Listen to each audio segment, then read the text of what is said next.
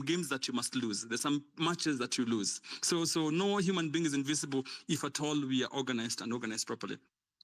The fourth thing I'd like to say is in terms of organizing against a regime like this. I mean, I come from a political party that believes in the spirit of nonviolence. And I believe in the spirit of nonviolence. The only safeguard we've had moving forward, and the reason why the Gen Z revolution was a success is because, one, it was nonviolent, but number two, it was constitutional. Now, the moment you drop your guard and try to play the bad games of this dictator, then you fall into the traps that he has set for you. We only become powerful if we go ahead and set the terms and conditions for this particular dictator. Nonviolence, in my view, has worked for Mahatma Gandhi in India. You read the progress Mahatma did and how he made it work.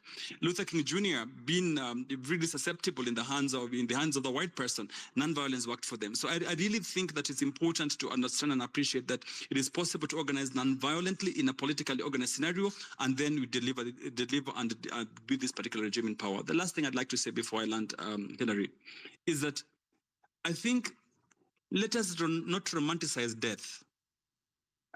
It is good to be a hero. It's good to be a saint. It's good to be all those things. But a dead hero is just a dead hero. It ought to be you're dead as part of the bigger military objective. I mean, to send yourself out in the streets and be killed and then want to die a hero and have your name written, I think that would not be smart. That would not be proper. As leadership, I would not really advocate. I have no problem dying in the cause. I will be there. I'll be in front with the troops. I have no problem if I died as a bigger part of an objective that my team members of my team can then be able to go. But to just recklessly put yourself in the arm of harm's way in the name of you want to be a dead martyr, I think we really, really need to conceive these things. Lastly, we are in a political struggle. The struggle, in my view, must be politically organized. I have no problem with us coalescing, but we must agree that, everyone else does not have to be a politician. It does not have to be all of us are politicians. No, there must be everyone else with their different roles. Those who can be in politics and podium, let's do it. Those who can be researchers, let's do it. Those of us who can do strategy, let's do it. And that's why I agree it is possible to have different organizations of various professionals in the ways that they can do. Let everyone else, just like in a team, let there be goalkeepers, let there be midfielders, let there be linesmen, and let there be those who run after the ball. That is the only way we can deliver this country. But let it be very clear that we must emancipate our country and make sure that Kenya is not just part of the statistics of the third world poor countries, but one country that can then move towards the first world in a way that gives us inclusive political and economic institutions. Ireland, thanks. Thank you so much, Honorable Neto. Abdi, pick it up from there as we give Zalendo another press. Yeah, Tony, I see Dr. Milton also want to come in. When you get a chance, please give me a minute, but not immediately. You can give me a minute to add on to what Neto has said. All right, Abdi. Yeah, maybe I'll briefly add to what Honorable Neto has said. I think it's right. The current situation in Kenya demands decisive and united action. I think it's true that we stand at a crossroad. Our economic hardships, lack of accountability, weakened institutions have left people with limited avenues for recourse. And I think the call to occupy public offices and engage in sustained peaceful picketing is not a reckless action, but a powerful, peaceful stand against a system that no longer represents or serves us.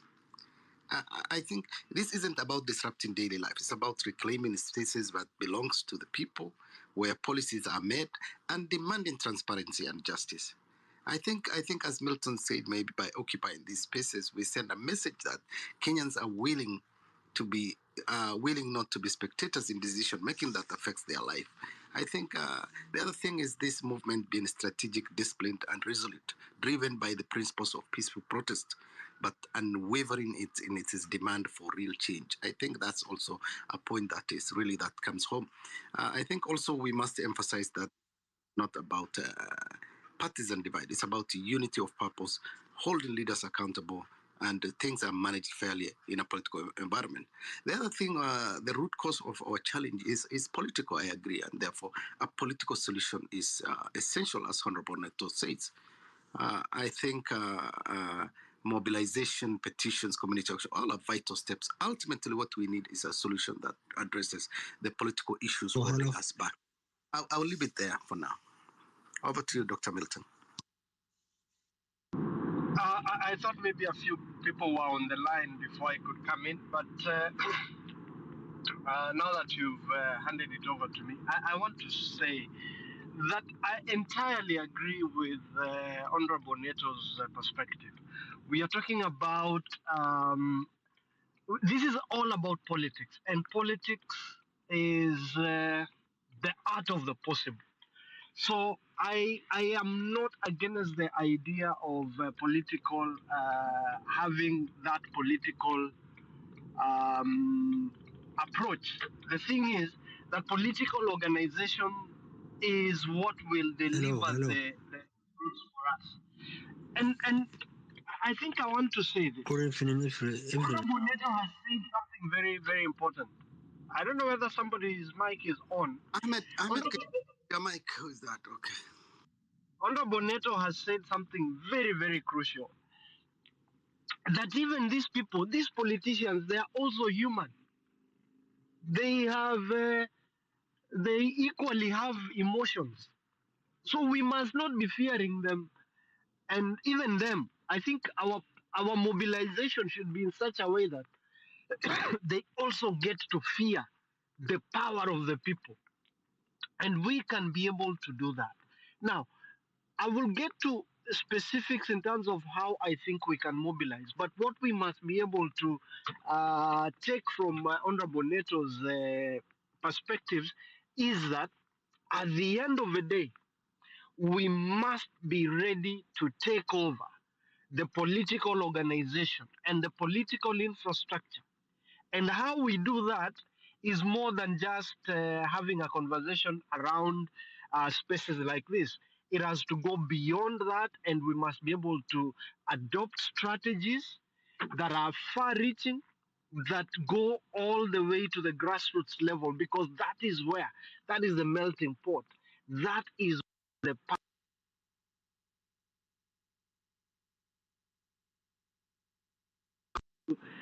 get to the bottom of this.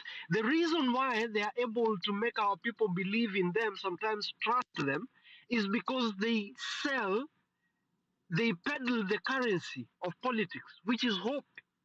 So we must be able to move away from this space and go ahead of them in this game.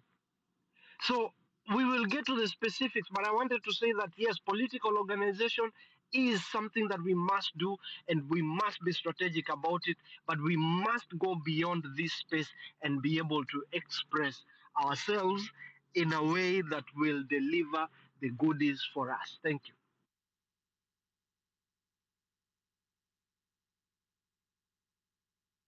Thank you so much, Daktari, for that. Mzalendo, you can come in. Thank you so much, Daktari. I hear you very well. Yeah. Mzalendo. Mzalendo, is that your mic? Me, before Samuel. Yes, thank you. Hilary, I'm here. Okay, go ahead, Mzalendo, then me. I'm sorry about me. Then Mzalendo, go ahead. Okay. Mzalendo, go ahead. Hello, yes, Hilary. You see, there are so many things that are happening within the country, and we are yet to know. There are a lot of things that are yet to be unveiled. The Adani issue is coming up. Of course, you see, Bill Gates is also coming up. Of course, buying so many parcels of land within the country, and we don't know the agenda itself. You see the digital IDs. All these are, in simple terms, they are just corrupt cases which Ruto is trying to play around with. And of course, one presenter has talked about Morara Kebas. Of course, Morara is stealing from Kenyans. He's not doing civic education for the benefit of the people. Okay, Mtata has been there. So many people have been there. Of course, Eric Omondi is there. So many people are in that space. But they're not asking money from people. Eric Omondi, whenever he asks for money, he pays them. He pays for the cause. but then he has accountability for whatever money he has gotten from the people. But Morara himself, he has no Morara integrity issues, it's so questionable. So these are the kind of people that I would go by the fact that he's working for Ruto himself to test the waters. What are the people saying in the ground? What are the people saying about the projects, the stalled projects, of course. Ruto knows so well that it took up from a government which was working, of course, we may not say 100%, maybe 50%, but we expected him to do better because, of course, Ruto had a manifesto. So the question we keep asking ourselves is, did somebody else come in and steal Ruto's manifesto, or is just implementing somebody's manifesto? Of course, we would speculate a lot about his partnership with Raila Odinga, partnership with the likes of Mudavadi and all that, but it's not for the better cause of the country, because me and you, we are standing alone. There is no leader to support us. Whenever there is a challenge, we struggle by ourselves. There is no leader to support us during the crisis. Remember, it's always politics year after year, time after time, month after month. We are almost just concluding on Rigathi Gachagua's case, but again, Adani is something that is left aside. So many issues are left aside. University students are suffering. No help money for them. University lecturers are suffering on the same. Next year in January, we are not sure whether our children will go to school because the government capitation is not there as well, which has actually forced some of the schools to close earlier than expected. The hospital fund is not there. The chief is a case, an elephant in the park. So all these things, I don't know whether this William Samoei Ruto will do it. That's why we expect him to be out as early as yesterday. I would not ask us to lag behind, but continue soldiering on until we see William Ruto going home together with his family. We don't want any of them in this kind of government. Thank you very much, Hilary. Thank you so much, Mzalendo. Yes, me, go ahead. Thank you so much for reminding us that. And we take this serious. Yes, go ahead. We're actually at a very difficult time. I am no political scientist, but it has reached a point where we must all take a keen interest in governance. And the protest, the Gen Z protest, was one of the best things because it was very authentic and it was massive. There was mobilization was very good. But the current protest is doing more harm than good. It's even hard to know if these abductions are real or people are just staging these kinds of things. So we really need to strategize on how we want to move forward. We need to look at, because I believe we are all learned in one way or another. They are lawyers. Different people have deep knowledge and a lot of things. And it is very sad when you go to X and see some lawyers, somebody says, I have law degree from very big universities, but the way whatever they post on these platforms is really discouraging. You wonder if these people are really lawyers or they just bought those certificates, or it's just politics. So I think we really need to strategize on how we move forward from here, because we have no parliament.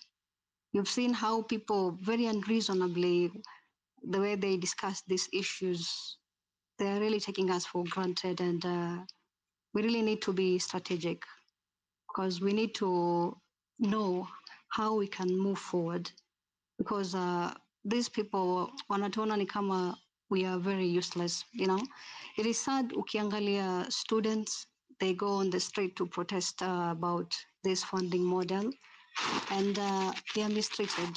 Nasikia government inasema it is working, but the students are crying, this thing is not working. And when they just peacefully protest, they are beaten, some are arrested. It's very sad. You've seen hospitals, the share sheep thing is not working. People are really suffering. So what I can urge all of us is that we are learned people. We have all gone to school. We may not have gone very far, but we know there's something we can do. Let us talk to one another, reach out, and we should not just be talking on these spaces, like physically, different villages, when we can talk to one another and motivate one another so that we show this government that we can actually do something about our situation. Thank you so much,